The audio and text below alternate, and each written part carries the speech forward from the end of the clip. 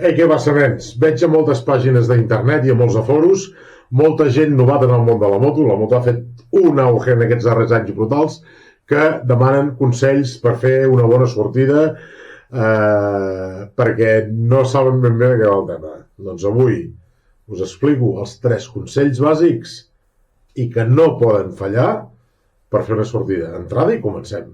We got a smoky advertisement.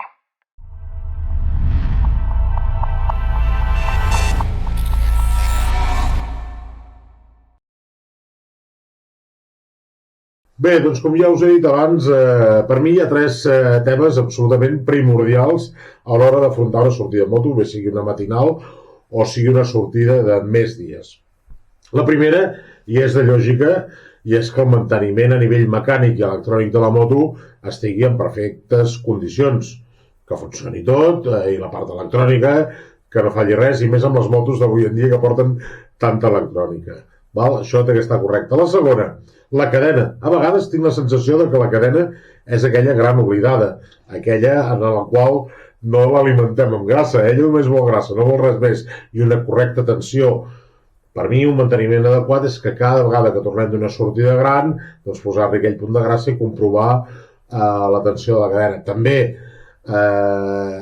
cada certs quilòmetres s'ha de canviar tot el kit d'arrastre de cadena. Cada 50.000 quilòmetres no estaria malament, o inclús abans.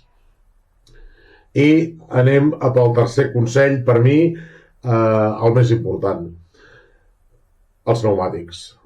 I sobretot la pressió dels pneumàtics. Ens preocupem molt de que veig molts que demanen quin tipus de pneumàtic necessito per off, mixta, per carretera, però es parla molt poc de la pressió dels pneumàtics, de comprovar-ho cada vegada que sortim a fer una ruta. No costa res.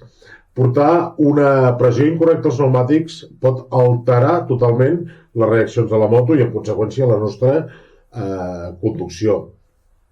Respecteu el que us diu cada fabricant de cada pneumàtic i abans de cada sortida no costa res passar per una benzinera, mirar la pressió, o a casa avui en dia hi ha molts de sistemes per poder-ho comprovar. Però per mi és primordial, evidentment l'estat del pneumàtic doncs també influirà, no el deixeu com un slick per anar per carretera perquè no, però sobretot la pressió dels pneumàtics. Amb aquests 3 consells: mecànica full, és a dir, revisió de la moto full, cadena que estigui ben tensada i ben engraçada, i els pneumàtics en perfecte estat de funcionament i de pressió, amb això podeu tirar milles amb la moto que sigui, amb una 125, amb una 300, amb una 500, tranquils, encara que acabeu de començar en aquest mundillo, tingueu clares aquestes 3 premisses, i quan us hàgiu ficat això al cap, llavors comenceu a pensar en 3 maletes, amb tantes històries que avui en dia us estan inflant el cap, que sembla que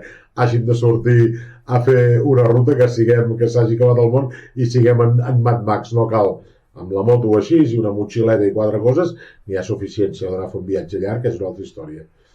Doncs res, és el que volia compartir amb vosaltres i espero que us hagi agradat el vídeo.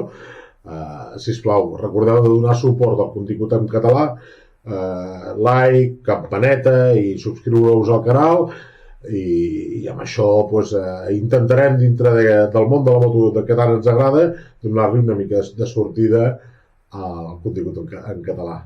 Moltes gràcies, salut i quilòmetres.